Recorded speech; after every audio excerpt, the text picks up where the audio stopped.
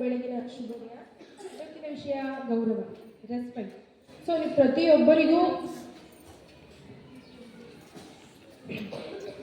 ನಮ್ಮ ಒಂದು ಸಮಾಜವನ್ನ ಕಟ್ಟೋದು ಒಬ್ಬ IAS ಅಥವಾ IPS ಅಲ್ಲ, ಒಬ್ಬ ಪ್ರಧಾನಮಂತ್ರಿನೂ ಅಲ್ಲ, ಒಬ್ಬ ರಾಷ್ಟ್ರಾಧ್ಯಕ್ಷರೂ ಅಲ್ಲ.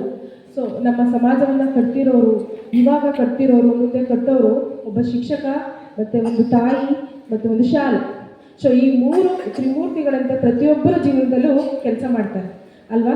ಸೊ ಹಾಗಾಗಿ ನಾವು ಇವ್ರಿಗೆಲ್ಲ ನಾವು ಎಷ್ಟೊಂದು ರೆಸ್ಪೆಕ್ಟ್ ಆಗಿ, ವಿಧೇಯರಾಗಿ, ಮತ್ತೆ ಗೌರವವಾಗಿ ನಾವು ನಡ್ಕೋಬೇಕು ಅಲ್ವಾ. ಸೊ ನೀವು ನಾವೊಂದು ಕೆಲಸದ ಬಗ್ಗೆ ಒಂದು ಗೌರವ ಇರುತ್ತೆ. ಪ್ರತಿಯೊಬ್ಬರಿಗೂ ಅವರದೇ ಆದ ಕೆಲಸದಲ್ಲಿ ಗೌರವ ಮತ್ತೆ ಅವರದೇ ಒಂದು ಪ್ರೀತಿ ವಿಶ್ವಾಸ ಇರುತ್ತೆ. ಯಾರನ್ನು ಕೀಳಿರಿಮೆಯಾಗಿ ಮತ್ತೆ ಒಂದು ಕೆಲಸದ ಬಗ್ಗೆ ಅವರು ಮಾಡುವಂಥ ಕೆಲಸವನ್ನ ಒಂದು ಕೀಳರಿಮೆಯಿಂದ ನೋಡಬಾರ್ದು. ಸೊ ಪ್ರತಿಯೊಬ್ಬರಿಗೂ ನಾವು ಗೌರವವನ್ನ ಸಲ್ಲಿಸಬೇಕು. ನಮ್ಮ ನಾಲಿಗೆ ನಮ್ಮ ಸಂಸ್ಕಾರವನ್ನ ಹೇಳುತ್ತೆ. ನಿಮ್ಮ ಅಪ್ಪ ಅಮ್ಮನ ನೀವು ಮಾತಾಡುವಂಥ ಮಾತು, ನಿಮ್ಮ ಅಪ್ಪ ಅಮ್ಮ ನಿಮ್ಮನ್ನ ಯಾವ ಥರ ಬೆಳೆಸಿದ್ದಾರೆ, ಪೋಷಕರು ಯಾವ ಥರ ಬೆಳೆಸಿದ್ದಾರೆ ಅನ್ನೋದನ್ನ ನಿಮ್ಮ ಮಾತುಗಳಲ್ಲಿ ನಾವು ತಿಳ್ಕೊಬೋದು. ಸೊ ನಾಲಿಗೆ ಒಂದು ಜ್ಞಾನೇಂದ್ರಿಯನೂ ಹೌದು, ಕರ್ಮೇಂದ್ರಿಯನೂ ಹೌದು. ಜ್ಞಾನೇಂದ್ರಿಯ ಅಂದರೆ ನಾವು ರುಚಿಯನ್ನು ತಿಳಿತೀವಿ, ನಾವು ಕರ್ಮ ಅಂದರೆ ನಾವು ಮಾತಾಡ್ತೀವಿ ನಾವು ನಾಲಿಗೆಯಿಂದ. ಸೊ ನಾವು ಎಷ್ಟು ಮಿತವಾಗಿ ತಿಂತೀವೋ ಅಷ್ಟು ನಮ್ಮ ದೇಹ ಆರೋಗ್ಯ ಚೆನ್ನಾಗಿರುತ್ತೆ, ಎಷ್ಟು ಮಿತವಾಗಿ ಮಾತಾಡ್ತೀವೋ ಅಷ್ಟು ವ್ಯಕ್ತಿತ್ವ ನಮ್ಮದು ಚೆನ್ನಾಗಿರುತ್ತೆ. ಸೊ ಹಾಗಾಗಿ ನೀವು ಒಬ್ಬ ವಿದ್ಯಾರ್ಥಿ ಓದ್ತೀರಾ, ನಿಮ್ಮ ಕೆಲಸದಲ್ಲಿ ಹೋಮ್ವರ್ಕು ಎಲ್ಲವನ್ನ ಮಾಡ್ಕೋತೀರಾ. ಸೊ ಆಗಾಗ ನಿಮ್ಮನ್ನ ಯಾರಾದರೂ ಅಯ್ಯೋ ಏನು ಮಾಡ್ಬಿಡ್ತಾನೆ ಇವನು, ಹೋಮ್ವರ್ಕು ಏನು ಓದ್ತಾನೆ ಅಂತ ಯಾರಾದರೂ ರೆಸ್ಪಾನ್ಸಿಬಲ್ ಆಗಿ ನಿಮ್ಮನ್ನ ಮಾತಾಡಿದ್ರೆ ಎಷ್ಟು ಬೇಜಾರಾಗುತ್ತೆ. ಹಾಗೆ ಭೂಮಿಯಲ್ಲಿ ಹುಟ್ಟಿರುವಂಥ ಪ್ರತಿಯೊಂದು ಜೀವಿಗೂ, ಪ್ರತಿಯೊಂದು ಕೆಲಸಕ್ಕೂ ಅದರದೇ ಆದ ಗೌರವ ಮತ್ತೆ ಅದರದೇ ಆದ ಒಂದು ಸ್ಥಾನಮಾನಗಳು ಇರುತ್ತೆ. ಸೊ ಅದನ್ನ ನೀವು ತಿಳ್ಕೋಬೇಕು. ಸೊ ಯಾರೇ ಆಗಲಿ, ನಮ್ಮ ಶಾಲೆಯಲ್ಲಿ ಡ್ರೈವರ್ಸ್ ಆಗ್ಬೋದು, ಆಯಾಗಳಾಗ್ಬೋದು, ಸೊ ಯಾರಿಗೆ ಆದರೂ ನೀವು ರೆಸ್ಪೆಕ್ಟ್ ಆಗಿ ಗೌರವಯುತವಾಗಿ ಅವರನ್ನು ಕಾಣಬೇಕು. ಅವರದೇ ಆದ ಒಂದು ಕೆಲಸಗಳಿರುತ್ತೆ. ಸೊ ನೀವು ಅವರನ್ನು ನಾವು ಇಂಥ ಮಕ್ಕಳು, ನಾವು ಇಂಥ ದೊಡ್ಡ ಅಧಿಕಾರಿಯ ಮಕ್ಕಳು ಅಂತ ನೀವು ನಿಮ್ಮ ಮನಸ್ಸಲ್ಲಿ ಅಂದ್ಕೊಂಡ್ರೆ, ಇಲ್ಲಿ ಒಂದು ಶಾಲೆ ಅಂದರೆ ಏನು, ಎಲ್ಲರೂ ಸಮಾನವಾಗಿ ನೋಡುವಂಥ ಒಂದು ದೇವಾಲಯ.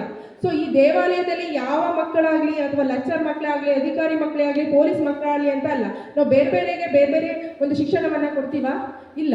ಸೊ ಎಲ್ಲರಿಗೂ ನಾವು ಒಂದೇ ಥರದಾದ ಶಿಕ್ಷಣವನ್ನು ನೀಡುವಂಥ ಶಾಲೆ. ಈ ಶಾಲೆಯಲ್ಲಿ ನಿಮ್ಮ ಅಪ್ಪ ಅಮ್ಮ ಎಷ್ಟು ದೊಡ್ಡ ಅಧಿಕಾರಿಗಳಾದರೂ ಅವರು ಕಷ್ಟಪಟ್ಟು ಅವರ ಅಧಿಕಾರವನ್ನು ಪಡ್ಕೊಂಡಿದ್ದಾರೆ. ಸೊ ನೀವೇನು ಮಾಡ್ತಿದ್ದೀರಾ?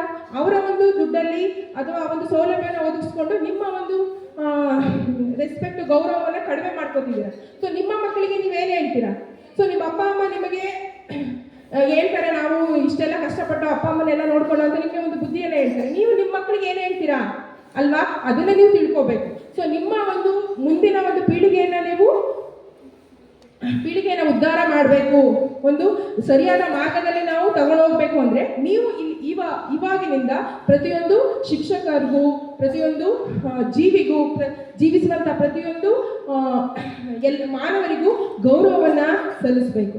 ಸೊ ನೀವೆಲ್ಲೇ ಹೋಗಿ ಏನೇ ಮಾಡಿ ನಿಮ್ಮ ವ್ಯಕ್ತಿತ್ವ ನಿಮ್ಮನ್ನು ರೂಪಿಸುತ್ತೆ. ಸೊ ಹಾಗಾಗಿ ಮಕ್ಕಳ, ನೀವು ಪ್ರತಿಯೊಬ್ಬರಿಗೂ ರೆಸ್ಪೆಕ್ಟ್ ಕೊಡ್ತಾ, ಸೊ ಒಂದು ಒಳ್ಳೆ ರೀತಿಯ ಒಳ್ಳೆ ನಡತೆಯನ್ನ, ಒಳ್ಳೆ ನುಡಿಯನ್ನ ಮಾತಾಡ್ತಾ ಒಂದು ಸ್ಥಾನಕ್ಕೆ ಖಂಡಿತ ದೇವರು ನಿಮಗೆ ಅವಕಾಶವನ್ನ ಮಾಡಿಕೊಡ್ತಾರೆ.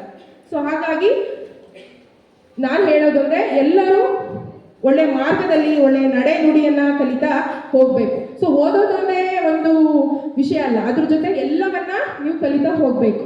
ಸೊ ಹಾಗಾಗಿ ಮತ್ತೆ ನೀವು ಇಲ್ಲಿ ಕೆಲವು ಮಕ್ಕಳು, ಹೈಯರ್ ಮಕ್ಕಳು, ಪ್ರೈಮರಿ ಸ್ಕೂಲ್ ಟೀಚರ್ಸ್ ಏನಾದರೂ ಲೈನಲ್ಲಿ ಹೋಗಿ ಅಂತ ಹೇಳಿದ್ರೆ, ಏನು ನಮ್ಮ ಸಬ್ಜೆಕ್ಟಿಗೆ ತಗೊಳ್ಳಲ್ಲ, ನಾವೇನು ಕೊಡೋದು ಅವ್ರಿಗೆ ರೆಸ್ಪೆಕ್ಟು ಅಂತ ಹೇಳ್ತೀರ.